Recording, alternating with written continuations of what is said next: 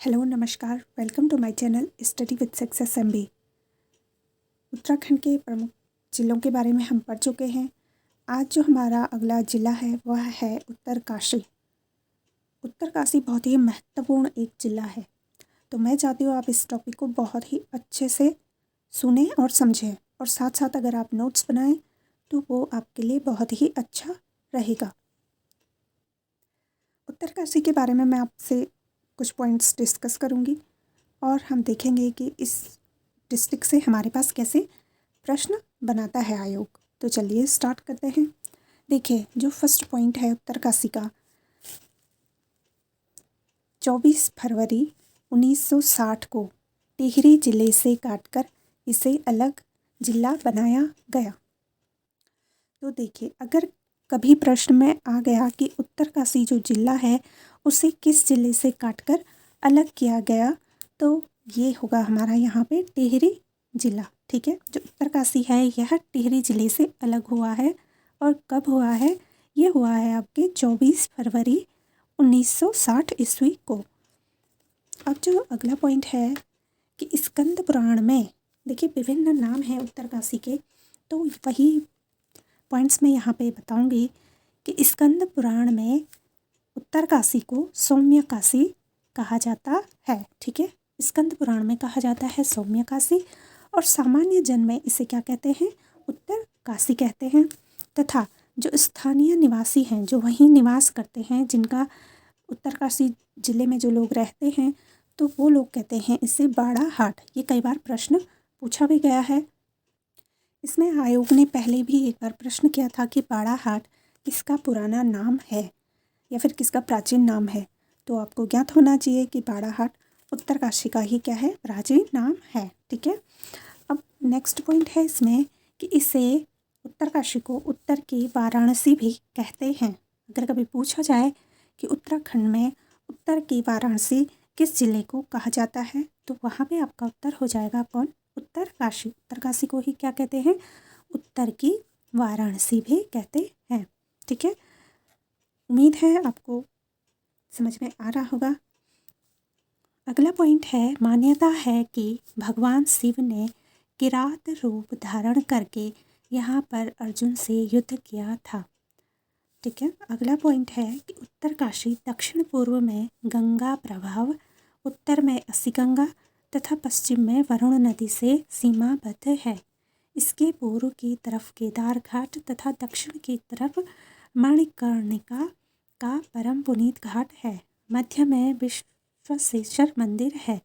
जो विश्वेश्वर मंदिर है इसे विश्वनाथ मंदिर भी कहा जाता है। ये दोनों एक ही हैं। ठीक है, जो विश्वनाथ मंदिर है इसका जीर्णोद्धार 1857 ईस्वी में सुदर्शन शाह ने किया था। काफ़ी इम्पोर्टेंट है, पूछा जा सकता है कि जो उत्तरकाशी में जो विश्वनाथ मंदिर है उसका जीर्णोद्धार किसने किया था, और हो सकता है कि ऐसा पूछे कि उसका जीर्णोद्धार कौन सी ईस्वी में किया गया था। तो अगर सन पूछा जाए तो वहाँ पे होगा आपका उत्तर 1857 ईस्वी में किया था।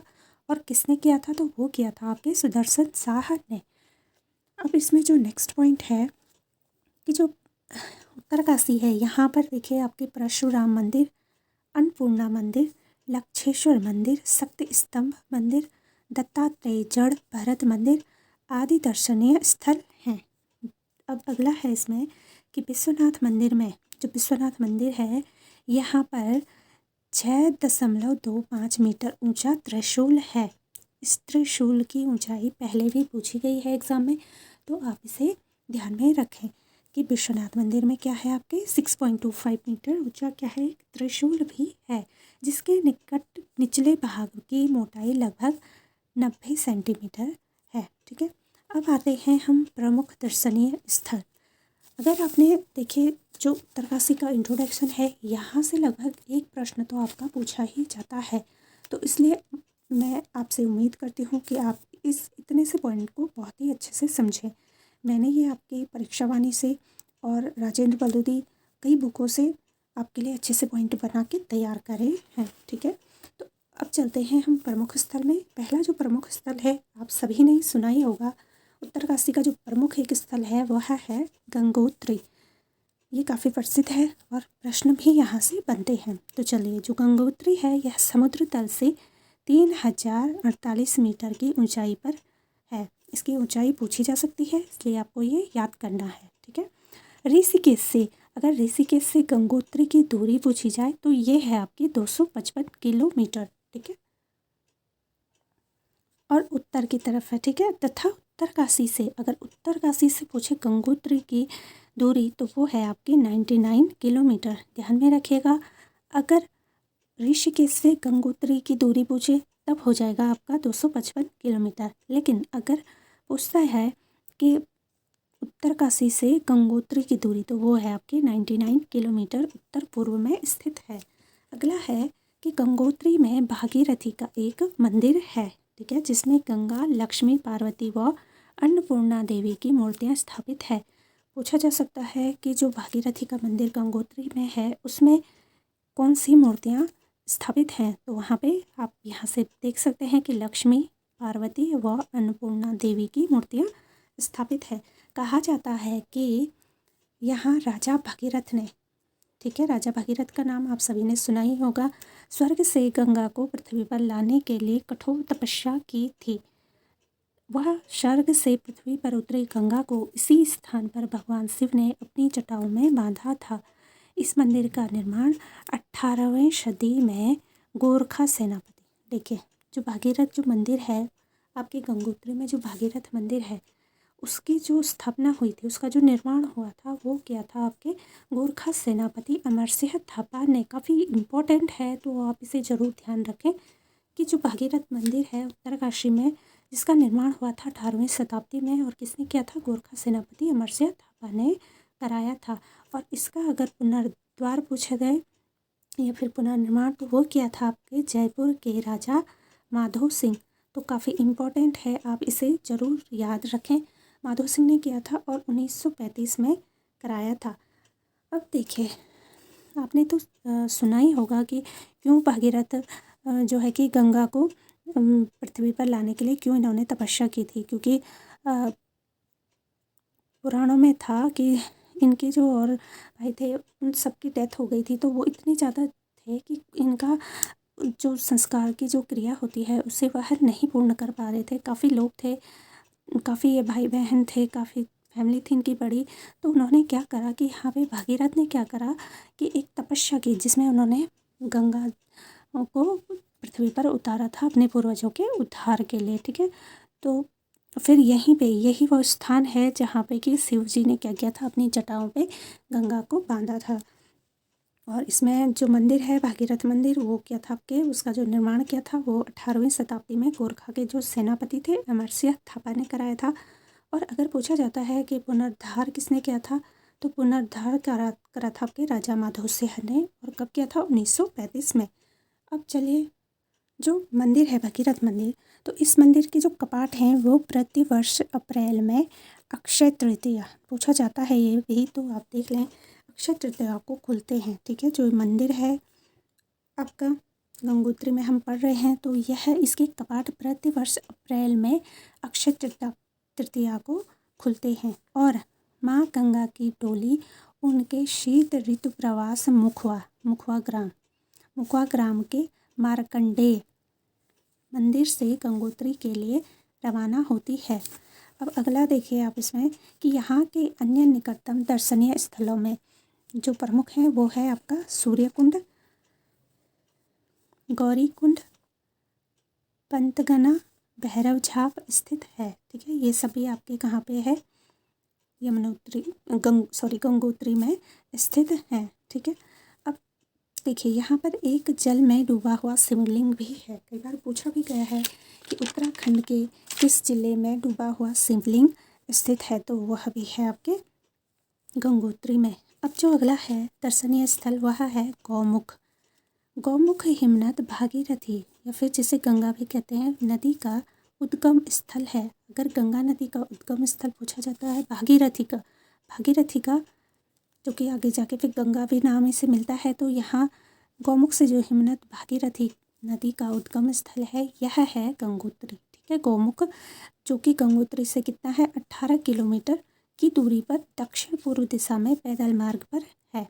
तो गौमुख से जो अगर प्रश्न बन सकता है तो वो यही कि जो गौमुख है यह हिमनद भागीरथी नदी का क्या है, उद्गम स्थल है। अगर उद्गम स्थल पूछा कभी भी तो वो होगा आपका गौमुख। ओके, नेक्स्ट देखिए तपोवन। तो तपोवन में आपको पहले की जो जिला सीरीज मैंने पढ़ाई है वहाँ पे जो टॉपिक था ऋषिकेश, उसमें भी मैं तपोवन के बारे में बता चुकी हूँ। तो आप दोनों में कंफ्यूज मत होइएगा, ठीक है, वो भी आप ध्यान से देख लें।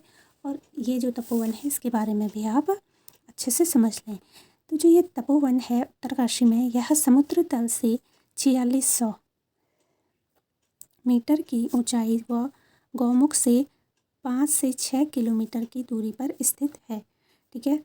अब जो मुख्य है इसमें देखिए, हिमालय का टिप इन टॉप कहा जाने वाला तपोवन पर्यटकों का पसंदीदा स्थल भी है। तपोवन जिसे कि क्या भी कहा जाता है, टिप इन टॉप, ठीक है। तो अगर पूछा जाए कि टिप इन टॉप जो तपोवन है वह कौन से ज़िले में है, तो वो होगा आपके उत्तरकाशी में। अब जो अगला पॉइंट है इसमें देखिए,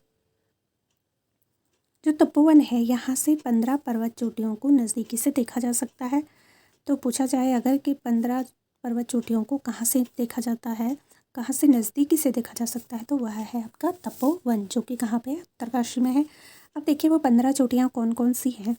शिवलिंग, भागीरथी प्रथम, भागीरथी द्वितीय, भागीरथी तृतीय, कारछा कुंड, वासुकी पर्वत, मेरु पर्वत, सुमेरु पर्वत, थेलु पर्वत, कोटेश्वर पर्वत, सुदर्शन पर्वत, मांडा पर्वत, सेमी शिवलिंग पर्वत, श्री कैलाश पर्वत।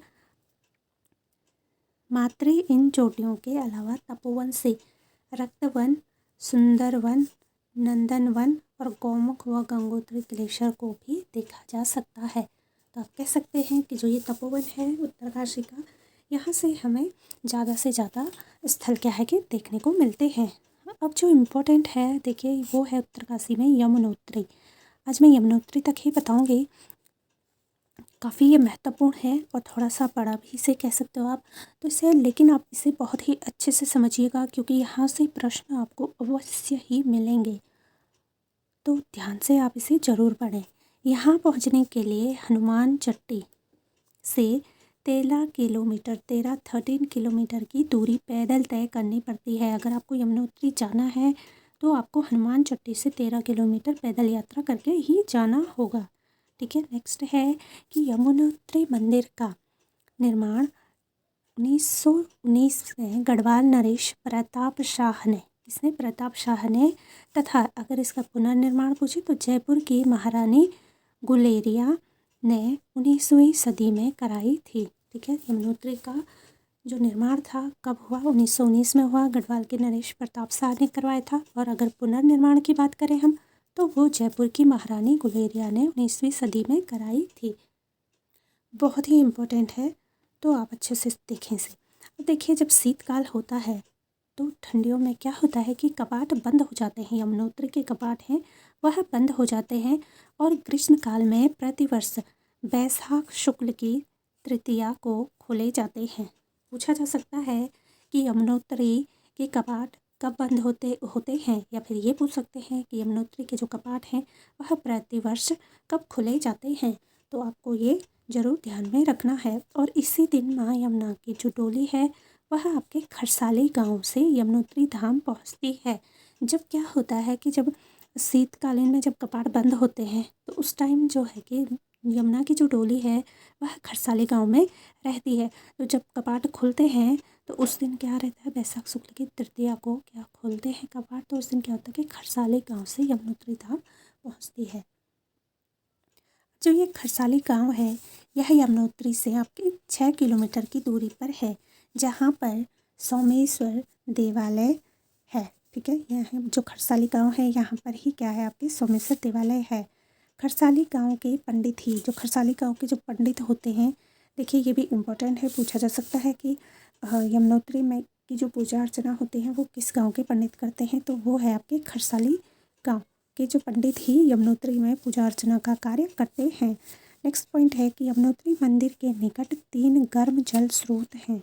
अगर पूछा जाए कि कौन से मंदिर के निकट 3 गर्म जल स्रोत हैं तो वह है आपका यमुनोत्री मंदिर के निकट, ठीक है। और इसमें से जो प्रमुख जो कुंड है वह है आपका सूर्य कुंड, ठीक है। ये बहुत ही महत्वपूर्ण है क्योंकि देखिए इस कुंड में आलू या चावल आदि डालने पर पक जाते हैं। ये इतना गर्म ये कुंड है कि अगर हम इसमें आलू या चावल डालें तो ये पक जाता है, और जब वो ही पकता है तो उसी को क्या करते हैं भक्त लोग प्रसाद के रूप में ग्रहण करते हैं।